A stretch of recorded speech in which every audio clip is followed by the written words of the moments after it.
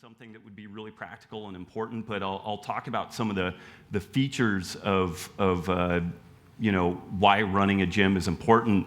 But it's an opportunity to positively influence literally thousands of people in your community. So we have probably about 300 clients in our gym in the group setting. We probably have another 100, 150 people in the personal training setting at NorCal Strength and Conditioning in Chico. Each one of those folks has a sphere of influence. And so we're influencing tens of thousands of people in our local community. And the stuff that we bring about, we are just deeply steeped in this idea of ancestral health. And so every time we have an on-ramp class, every time we have a new personal training client, we have an opportunity to talk to people about why sleep is important for their metabolic health, why sleep is important for their autoimmune condition, why grains, legumes, and dairy may be problematic for body composition issues and also for overall health issues. And so this is a huge opportunity. It's kind of the skinny end of the wedge to get something going in a community. And I don't know if you guys have listened to the podcast much, but I've definitely been leaning more towards kind of an economics kind of Uber picture of this whole scene.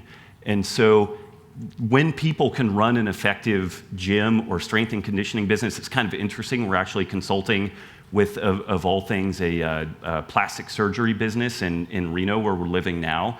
They are using the same basic template that we use for nutrition in their plastic surgery business, and it's exploding their business because they get better results. It's kind of an interesting aside. And where normally they would do different bariatric procedures or liposuction, now they have people who basically pay for liposuction up front.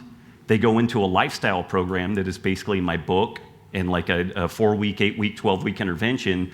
Folks do the intervention, don't need the liposuction, get upsold to like eyes or boobs or something like that, and the business is exploding. And then you can feel however you want to feel about plastic surgery or whatever, but the interesting thing is that this guy's business is exploding. All the folks who are going through his program, their metabolic parameters are stellar when they come out the backside of the program.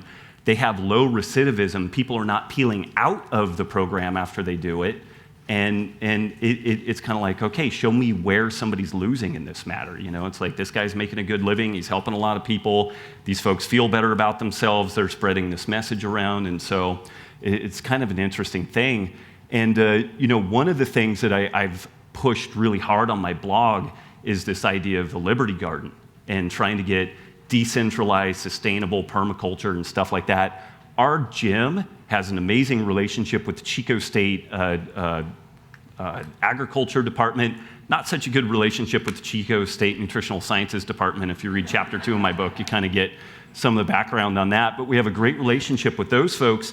And then interestingly, we have about 6 grass-fed meat producers that our gym basically supports. There is an industry now of grass-fed meat production, local family-produced food that did not exist 5 years ago. And I know that this stuff exists peripheral to other gyms and fitness centers. And so to the degree that we can get this idea of ancestral wellness and ancestral fitness into gyms and fitness centers, the next extension is talking about grass-fed meat, wild-caught fish, local sustainable produce and stuff like that.